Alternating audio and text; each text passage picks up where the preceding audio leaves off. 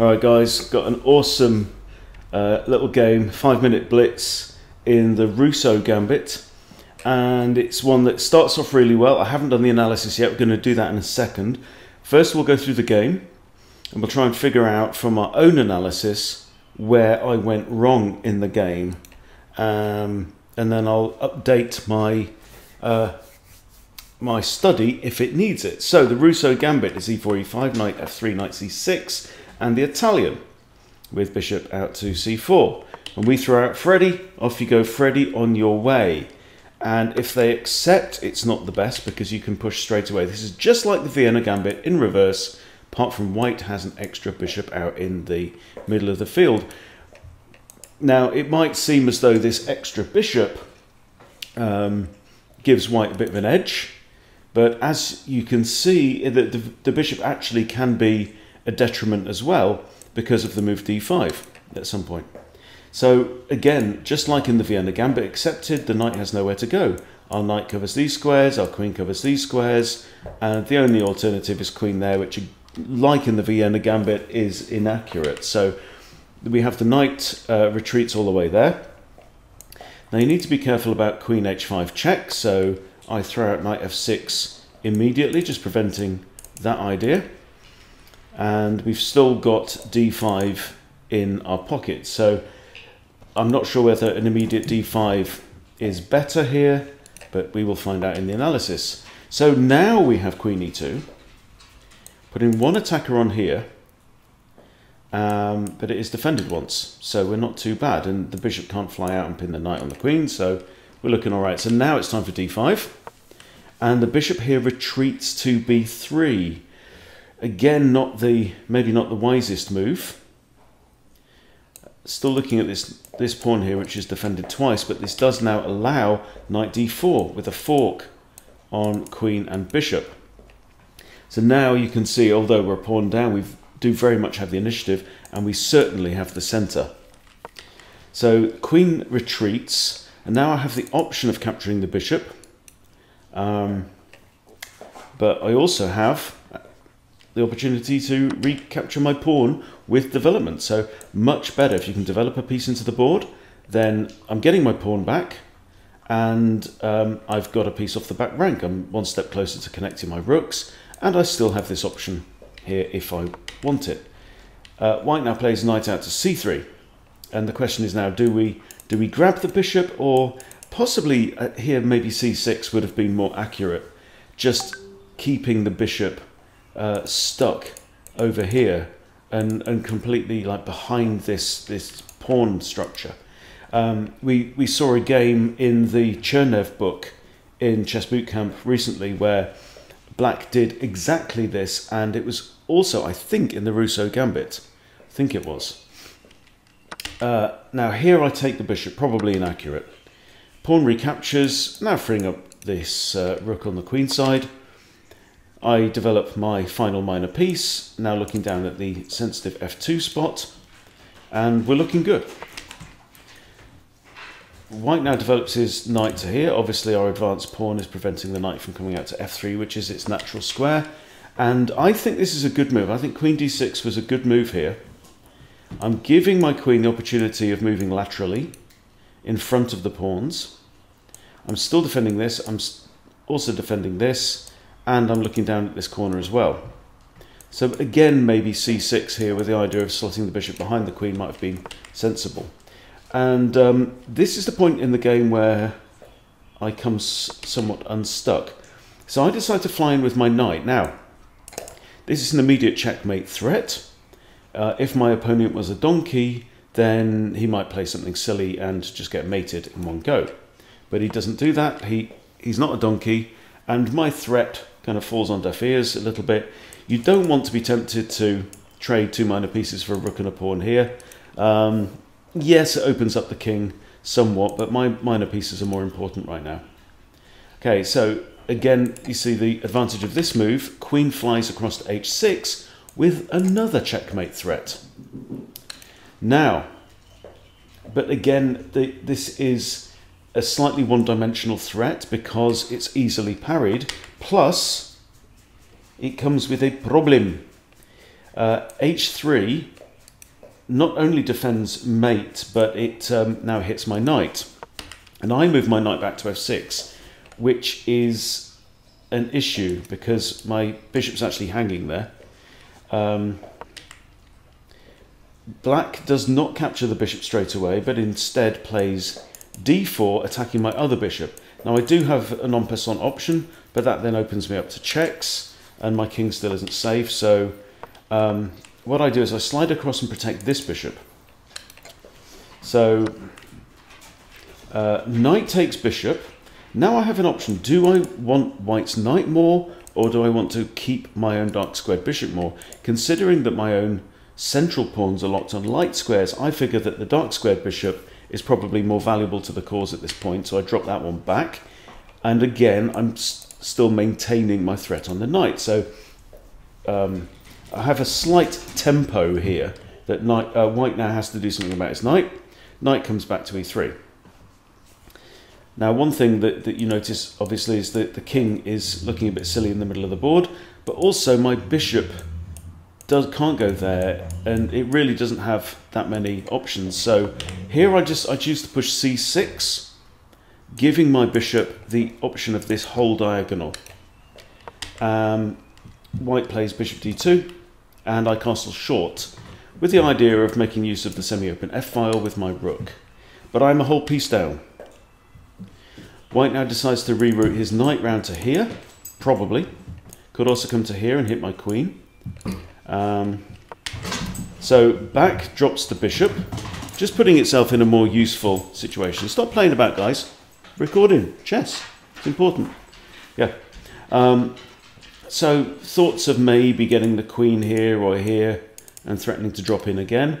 Notice that h3 is a slight forced weakness on white's side, but white's come out a whole piece up, so I'm sure he's quite happy at this point. He now comes after my pawn chain. Neither of us have a light squared bishop, so the pawn chain isn't a massive issue. And I decide to come in again with my knight here. So options of maybe trading off, I'm not sure. But the other thing it does is it opens up this rook.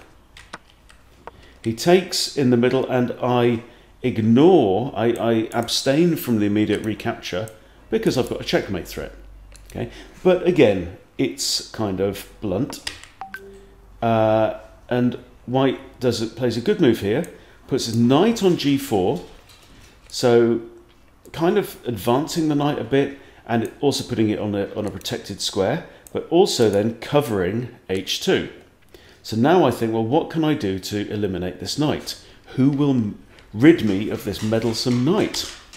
So knight back to f6, looking to trade off. Now I know if he captures, it comes with check, so I will have to retake, which he does, and I recapture with a rook. Now lifting that rook, maybe creating the option of a doubling the rooks on the f-file.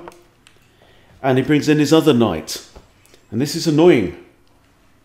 Okay, so what do?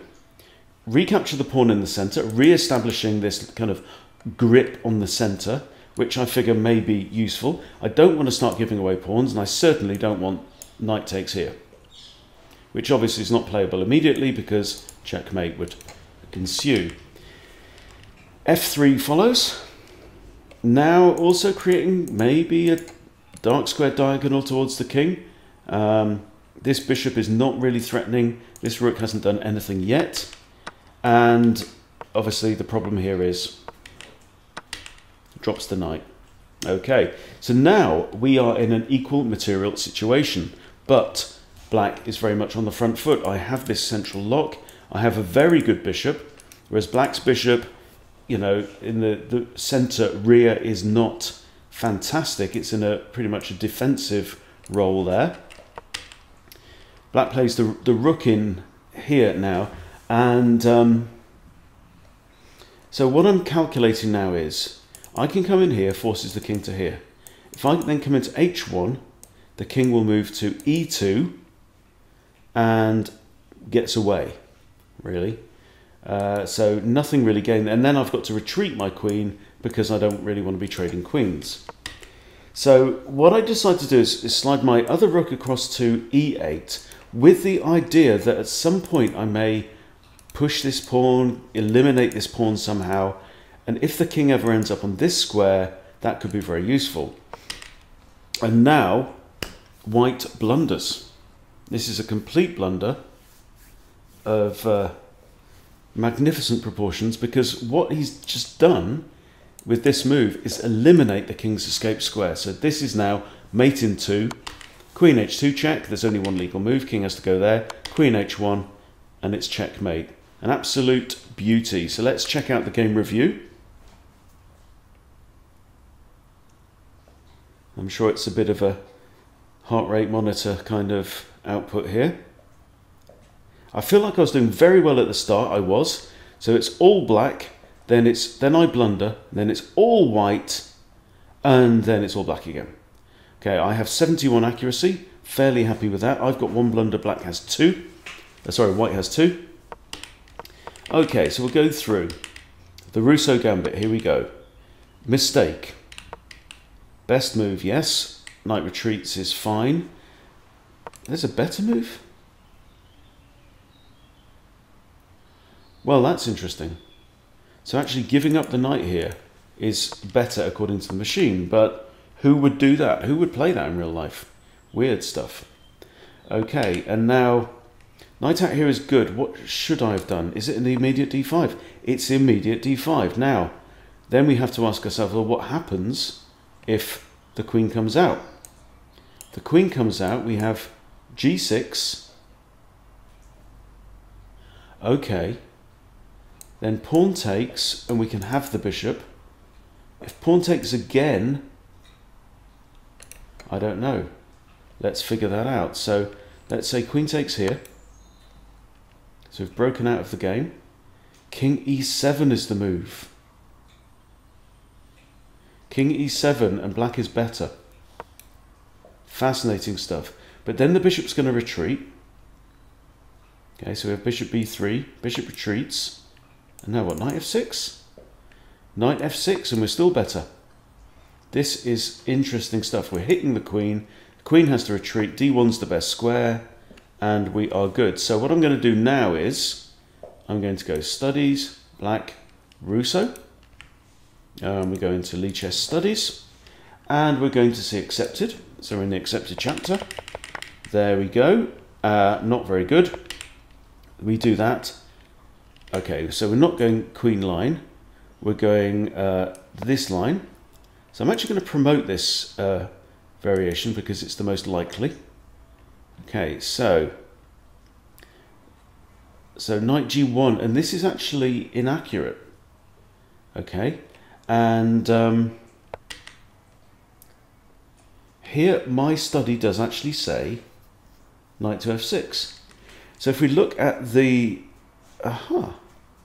why do they need two?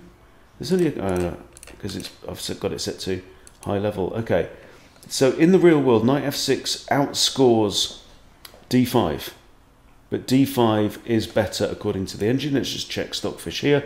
Stockfish on Lichess also says d5 is actually the move. So I'm going to add this line so that I can review it and revise it. Okay, and now queen h5 check is the best move, and we know that what we do here is king e7. King d7 is winning for white. King e7 is better for black. And now the bishop will have to retreat, but the machine says d3. Well, that's not very likely. So bishop b3 has been played the most. Bishop b5 is the second most, and that's slightly better for black. And then queen g5 check is actually better for white. But queen g5 check is not any of the top 5 recommendations by the engine. So I'm interested in this one. Queen g5 check, and what do we do? Knight f6 and we block. And now black is better, so I'm going to add that to here. Black is better, +2. Okay, that's all good. So we're fine from there. So if the bishop retreats here, then the best move is knight f6, obviously, and black is slightly better. So I'll put black is slightly better, and that's okay. We can just play on from there. So I'm not interested in learning how many moves deep are we? 7. I'm not interested in going that many moves deep. And the other move was that we quite often see is bishop b5. Bishop b5 is not good. We'll say that's an inaccuracy. Dubious move, as Lichess calls it. Hang on. This move is the dubious move. Okay. Not this move. This move is okay, so I'm going to say that is not a dubious move. So remove that. Okay, but if we go back and bishop here, and then what do we... I'd imagine bishop d7. Knight to d4. Oh, knight to d4 hits the bishop and the c2 pawn and this pawn here. That's interesting. Knight f6 is slightly... Okay, this is interesting though. Knight to f6 has been played 69 times with 58% for black. Knight d4 has been played 4 times and white has won 3 of those games. So in this case, I'm going to go with a popular vote and I'm going to say that that is the move. Hits the queen, queen should retreat, and then we can maybe throw this in. Knight d4. Then it says knight d4. We've got a fork on bishop and pawn. So there you go. So I've just updated my study. I have upgraded my knowledge of the Russo Gambit, and I feel like I'm a slightly better player for it. So yeah, look, slightly lucky escape there, but a fun, exciting tactical game. It's what I love doing. Hope you love it as well. Thanks for watching. See you soon.